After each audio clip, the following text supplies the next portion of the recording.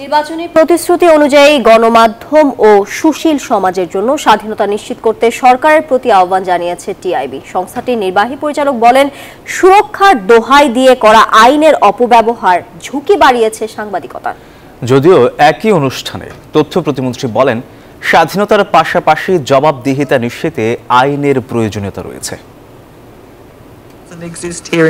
France ভিত্তিক সংগঠন reporters without borders RSF এর সবশেষ প্রতিবেদন অনুযায়ী গণমাধ্যমের স্বাধীনতার সূচকে 180 দেশের মধ্যে বাংলাদেশের অবস্থান এখন 163তম। এমন বাস্তবতায় বৃহস্পতিবার রাজধানীর ধানমন্ডিতে বিশ্ব মুক্ত গণমাধ্যম দিবস নিয়ে সেমিনারের আয়োজন করে টিআইবি।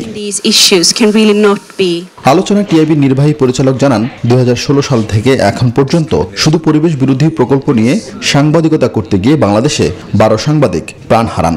সাংবাদিকদের সুরক্ষার কথা বলে তৈরি করা আইনের অপব্যবহার করে সাংবাদিকতাকে ঝুঁকিতে ফেলা হয়েছে বলেও মনে করেন তিনি।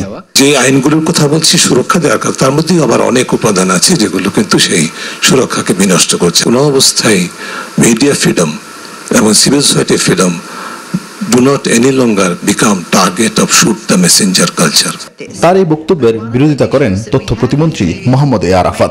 আপনি গণমাধ্যমের স্বাধীনতাকে যেমন নিশ্চিত করতে চান, তেমন গণমাধ্যমের কর্মকাণ্ডকে অ্যাকাউন্টেবল করতে চান, এবং সেটা করতে চান to protect the professional journalism. আমাদের ডেভেলপমেন্টকে থামানোর জন্য ডিসইনফরমেশন ক্যাম্পেইন করা হয়, যেই ডিসইনফরমেশন ক্যাম্পেইনে পরিবেশ ক্লাইমেট চেঞ্জকে ঢাল হিসেবে ব্যবহার করা হয়, করে এইসব ডিসইনফরমেশন ক্যাম্পেইন করা হয়। এগুলো তো হয়।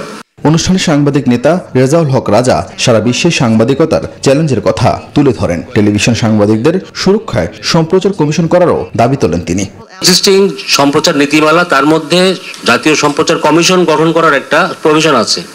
এই কমিশনটা যদি গঠন করা হয়, তাহলে অন্তত আমরা যারা কাজ করতে গিয়ে বিপদের মুখে পড়ছি বা চ্যালেঞ্জ ফেস করছি, তারা যেন কমিশনের কাছে গিয়ে রেমেডি চাইতে পারি।